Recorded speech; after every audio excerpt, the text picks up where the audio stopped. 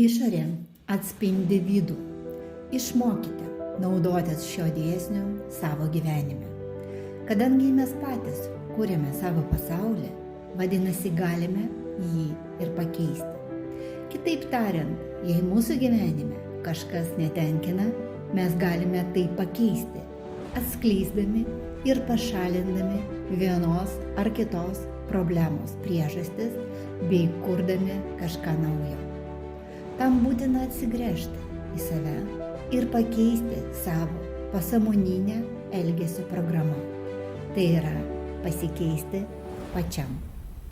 Jeigu norite pakeisti aplinkinį pasaulį ir žmonės, kurie jūs supa, prisiminkite, visa, kas yra aplink jūs, yra jūsų pačių atspindys. Todėl pradėkite nuo savęs. Kai pakeisite save, pasikeis ir jūs supantys žmonės ir jūsų pasaulis. Tiesiog suveiks atspindžio principas. Šis dėsnis užtikrina didžiulę tvarką ir harmoniją, aukščiausią teisingumą ir visatos tyrumą. Prisiminkite, mes gyvename teisingame ir švariame pasaulyje, kuriame kiekvienam atlyginama pagal jo mintis.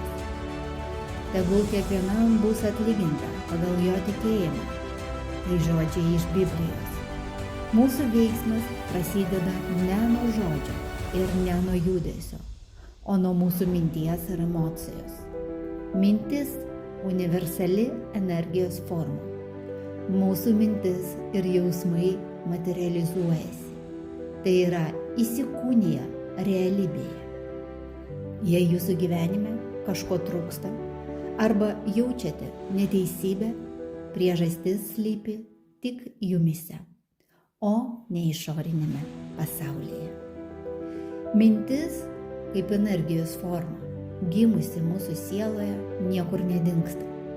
Veikia energijos išsaugojimo dėsnis.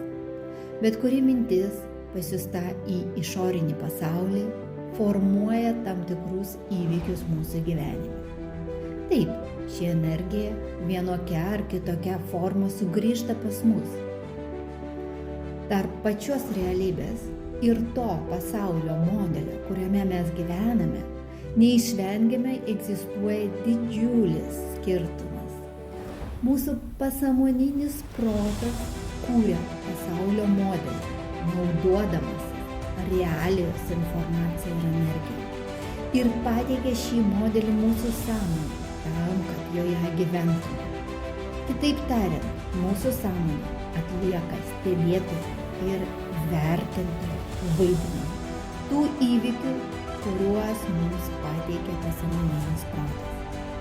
Pasaulio modeliai, kuriuos sukuria kiekvienas iš mūsų, skiriasi vienas nuo kito. Kitaip tariant, kiekvienas žmogus gyvena savo pasaulyje, savo realybėje, kuri skiriasi nuo kito. Realybės modelis, kuriame mes gyvename, atitinka mūsų pasąmoninės programas, kurios susiformavo nuo vaikystės arba nuo net praeitų gyvenimų. Taigi bet kokiu atveju išorė atspindi vidų. Visata yra nepažini jėga, energija, turinti virš sąmonę. O žmogaus sąmoningumas tai yra tik visuotinio, dieviškojo sąmoningumo dalis. Turime nuolat prisiminti, kad pasaulis yra paslaptingas, jį yra neįmanoma pažinti ir kad žmogus turėtų